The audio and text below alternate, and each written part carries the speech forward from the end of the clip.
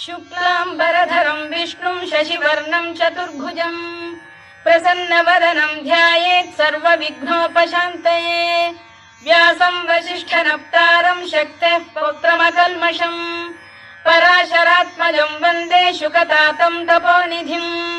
व्यासाय विष्णुरूपाय व्यासरूपाय विष्णवे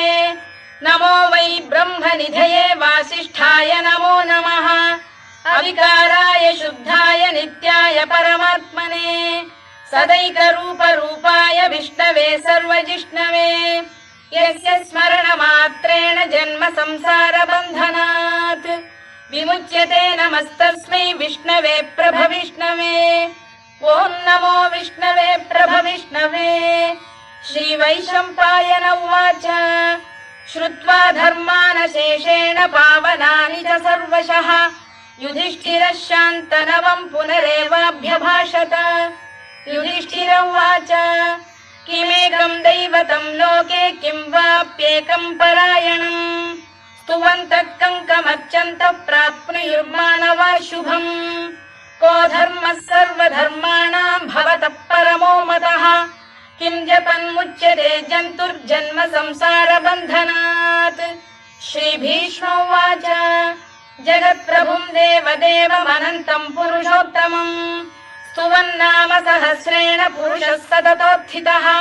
तमेव चार्चयन् नित्यं भक्त्या पुरुषमव्ययम्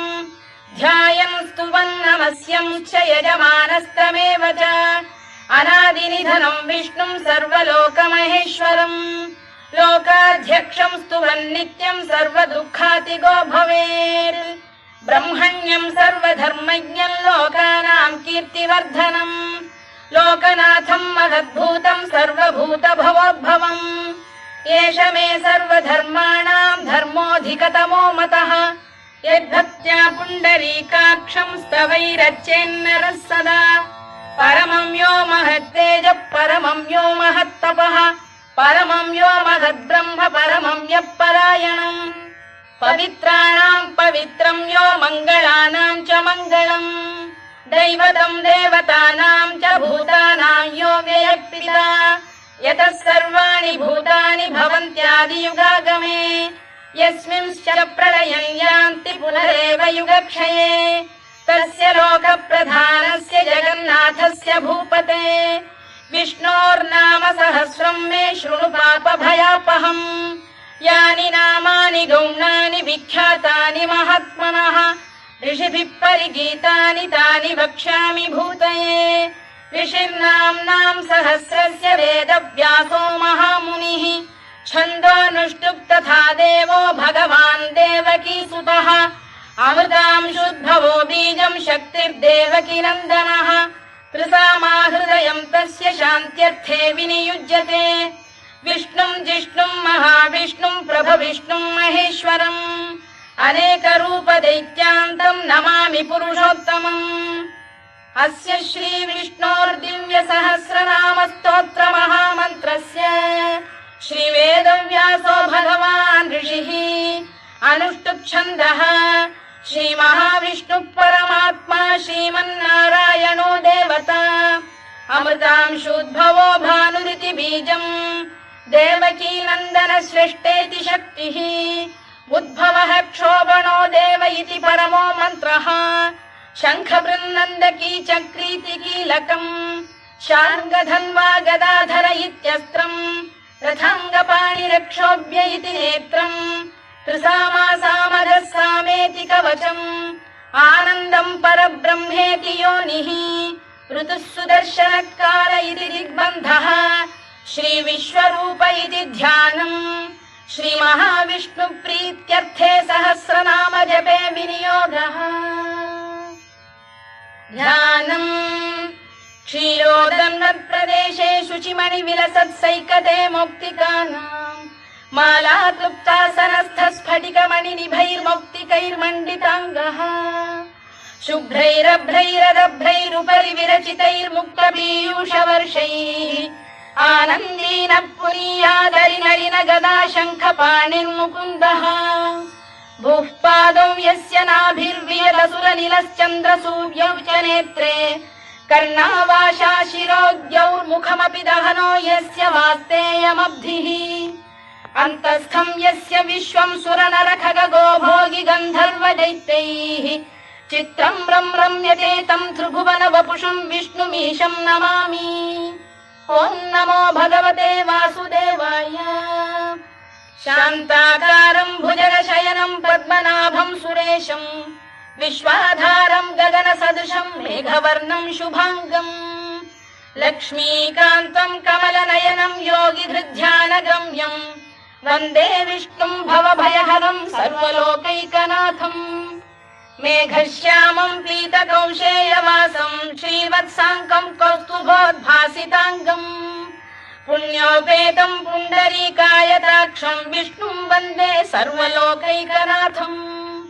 नमः समस्तभूतानामादिभूताय भूभृते अनेकरूपरूपाय विष्णवे प्रभविष्णवे सशङ्खचक्रं सकिरीटकुण्डलं सपीतवस्त्रं सरसीरुभेक्षणं सहारवक्षस्थलशोभिकौस्तुभं नमामि विष्णुं शिरसा चतुर्भुजम् छायायां पारिजातस्य हेमसिंहासनोपरि आसीनमम्बुदश्याममायताक्षमलङ्कृतम् चन्द्राननं चतुर्बाहुं श्रीवत्साङ्कितवक्षसम् रुक्मिणी सत्यभामाभ्यां सहितं कृष्णमाश्रये।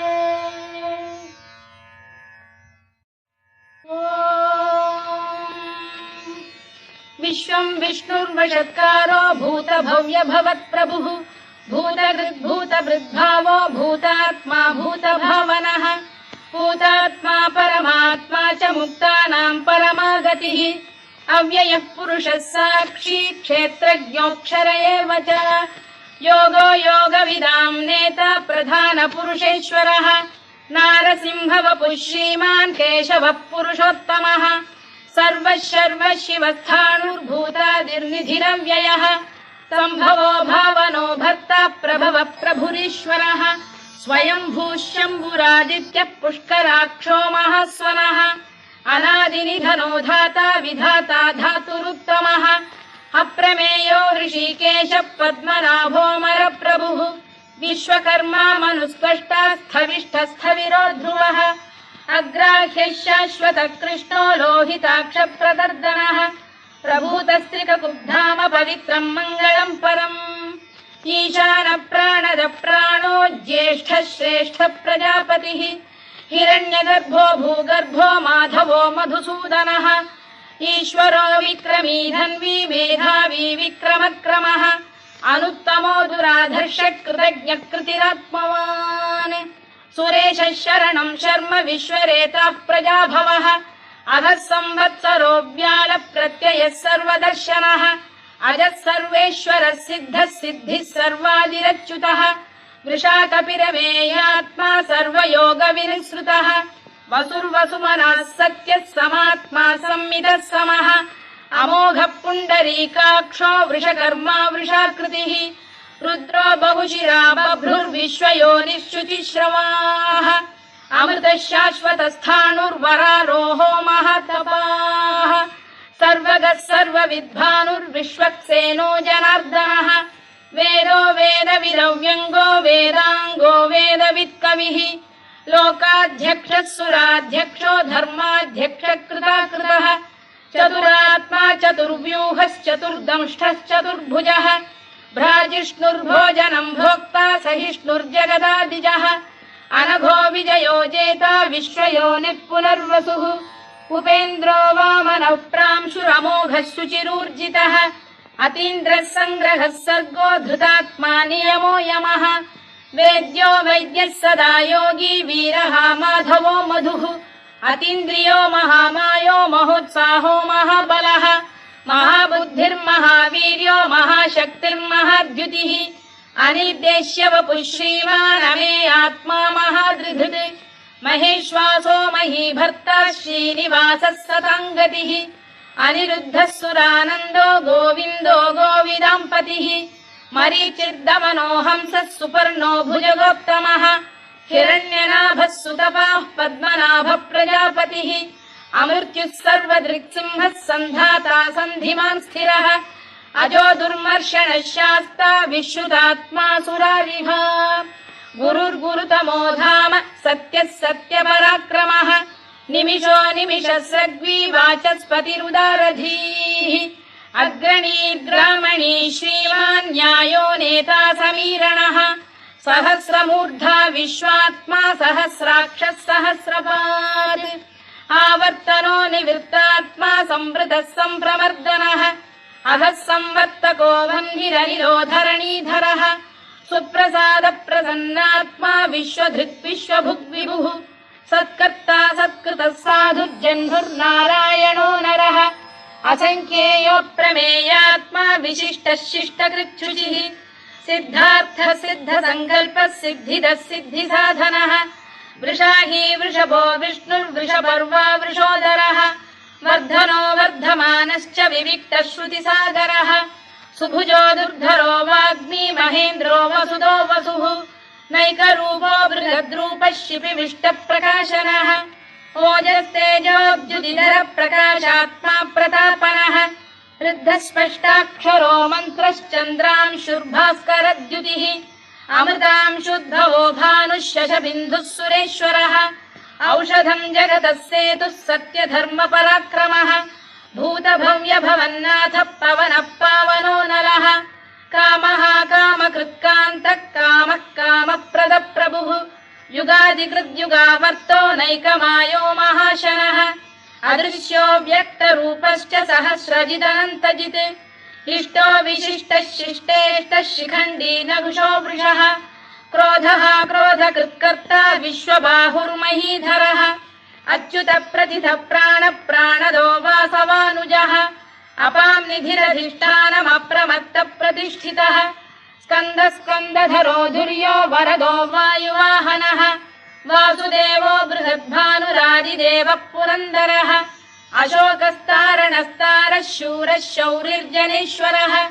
अनुकूलः शतावर्तः पद्मी पद्मनिभेक्षणः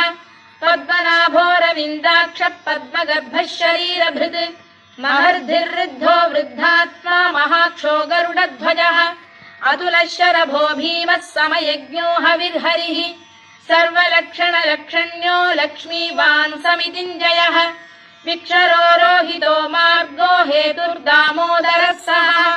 महीधरो महाभागो वेगवानमिताशनः उद्भवः क्षोभणो देवः श्रीगर्भः परमेश्वरः करणम् कारणम् कर्ता विकर्ता गहनो गुहः व्यवसायो व्यवस्थानः संस्थानस्थानदो ध्रुवः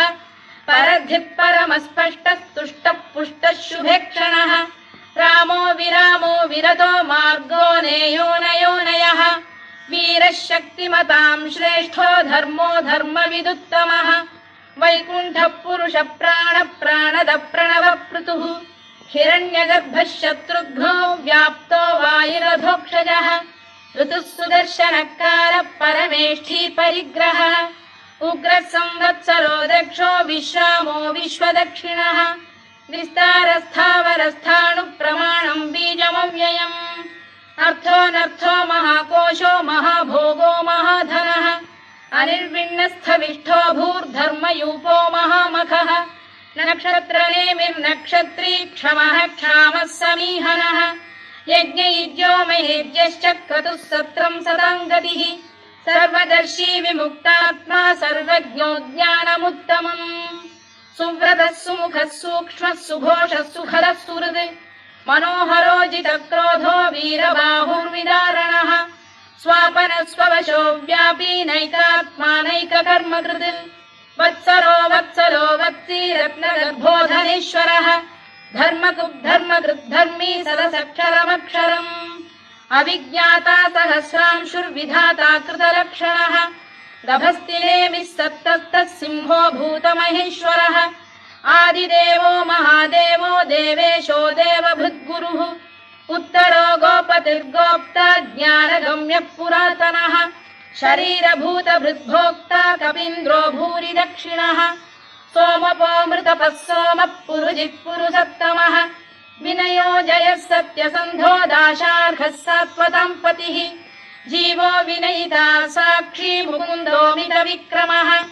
अम्भोनिधिरनन्तात्मा महोदधिशयोऽन्तकः अजो महार्घ स्वाभाव्यो जितामित्रप्रमोदनः आनन्दो नन्दनो नन्दः सत्यधर्मात्रिविक्रमः महर्षिकपिलाचार्यः कृतज्ञो मेदिनीपतिः त्रिपदस्त्रिदशाध्यक्षो महाशृङ्गकृतान्तकृत् महावराहो गोविन्दः सुषेणः कनकाङ्गनी गुह्यो गभीरो गहनो गुप्तश्चक्रगदाधरः मेधास्वाङ्गोजितः कृष्णो दृढः सङ्कर्षणोच्युतः वरुणो वारुणो वृक्षः पुष्कराक्षो महामनाः भगवान् भगहानन्दी वनमाली हलायुधः आदित्यो ज्योतिरादित्यः सहिष्णुर्गतिसत्तमः सुधन्वाखण्ड परशुर्दारुणो द्रविणप्रदः दिवस्पृक् सर्वदृग्व्यासो वाचस्पतिरयो निजः त्रिसामासामगः साम निर्वाणम् भेषजम् भिषज सन्न्यासकृच्छमशान्तो निष्ठा शान्तिपरायणम् शुभाङ्गः शान्तिदः स्रष्टा कुमुदः कुवलेशयः गोहितो गोपतिर्गोप्ता वृषभाक्षो वृषप्रियः अनिवर्ती निवृत्तात्मा संक्षेप्ताक्षेमकृत् शिवः श्रीवत्सवक्षः श्रीवासः श्रीपतिः श्रीमताम्बरः श्रीधः श्रीशः श्रीनिवासः श्रीनिधिः श्रीविभावनः श्रीधर श्रीकर श्रेयः श्रीमान् लोकत्रयाश्रयः स्वक्षः स्वङ्गः शतानन्दो नन्दिर्ज्योतिर्गणेश्वरः विजितात्मा विधेयात्मा सत्कीर्तिश्चिन्न संशयः उदीर्णः सर्वतश्चक्षुरनीशः शाश्वतः स्थिरः भूषयो भूषणो भूतिर्विशोकः शोकनाशनः अर्चिष्मानर्चितः कुम्भो विशुद्धात्मा विशोधनः अनिरुद्धो प्रतिरथ प्रद्युम्नो मितविक्रमः कालनेमिनिः वीरः शौरिः शूरजनेश्वरः त्रिलोकात्मा त्रिलोकेशः केशवः केशिहा हरिः कामदेवः कामपालः कामी कान्तकृतागमः अनिर्देश्य वपुर्विष्णुर्वीरोऽनन्तो धनञ्जयः ब्रह्मण्यो ब्रह्मकृद्ब्रह्मा ब्रह्म ब्रह्मविवर्धनः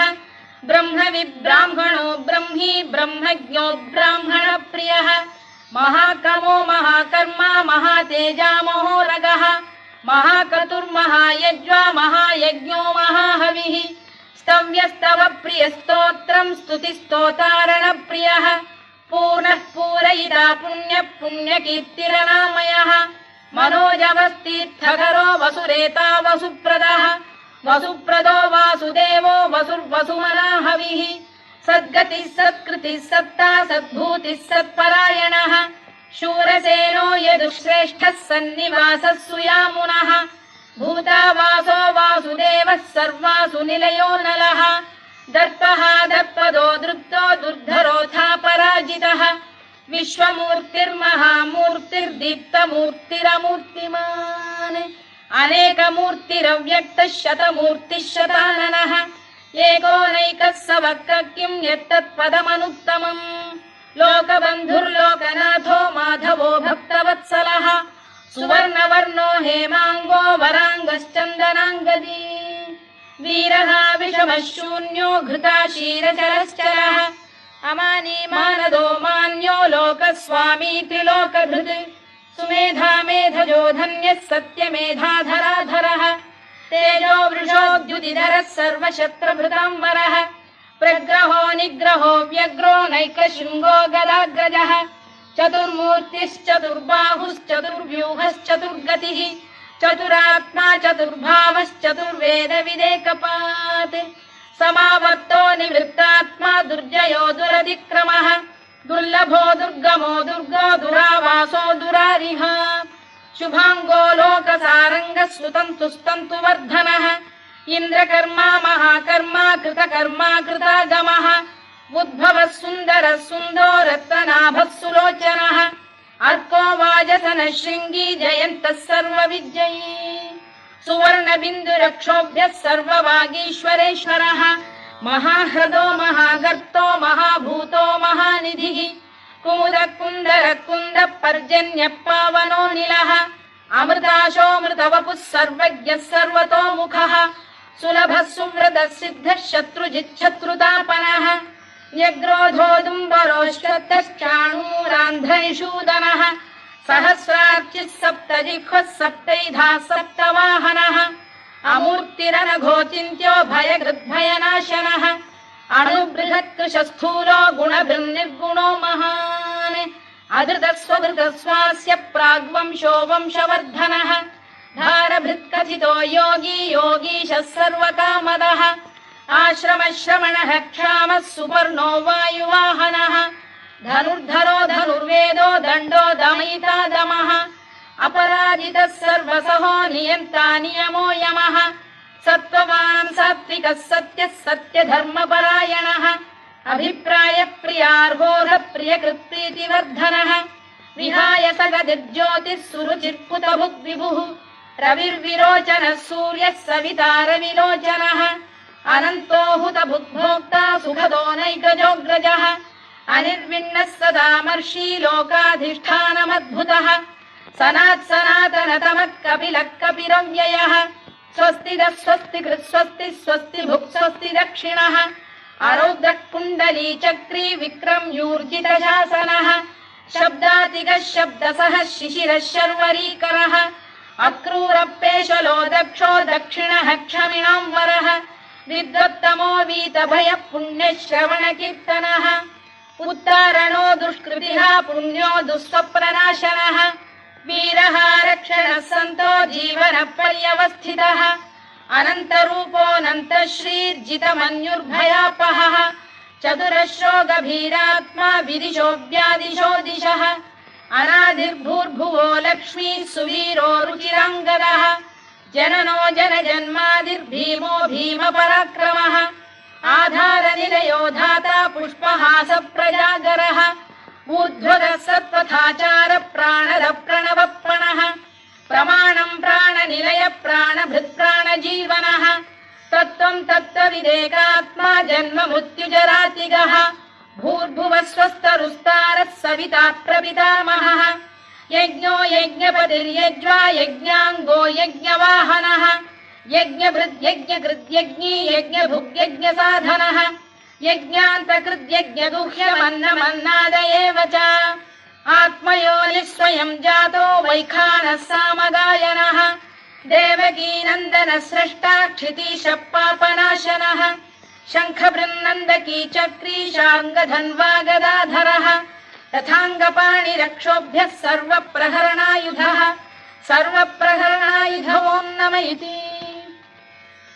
वनमाली गरीशाङ्गी शङ्खी चक्री च नन्दकी श्रीमान्नारायणो विष्णुर्वासुदेवोऽभिरक्षतु वनमाली गरीशाङ्गी शङ्खी चक्री च नन्दकी श्रीमान्नारायणो विष्णुर्वासुदेवोऽभिरक्षतु वनमाली गरीशाङ्गी शङ्खी चक्री च नन्दकी श्रीमान्नारायणो विष्णुर्वासुदेवोऽभिरक्षतु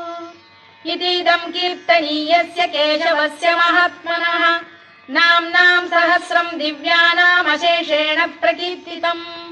य इदं शृणुयात् नित्यं यश्चापि परिकीर्तयेत् नाशुभं प्राप्नुयात् किञ्चित् सोमुत्प्रेह च मानवः वेदान्तको ब्राह्मणः स्यात् क्षत्रियो विजयी भवेत् वैश्यो धनसमृद्धः स्यात् शूद्रः सुखमवाप्नुयात् धर्मार्थी प्राप्नुयात् धर्ममर्थार्थी चार्थमाप्नुयात् कामानवाप्नुयात् कामी प्रजार्थी चाप्नुयात् प्रजाम् भक्तिमान् यः सदोत्थाय शुचिस्तद्गतमानसः सहस्रं वासुदेवस्य नाम्नामेतत्र कीर्तयेत् यशः प्राप्नोति विपुलं याति प्राधान्यमेव च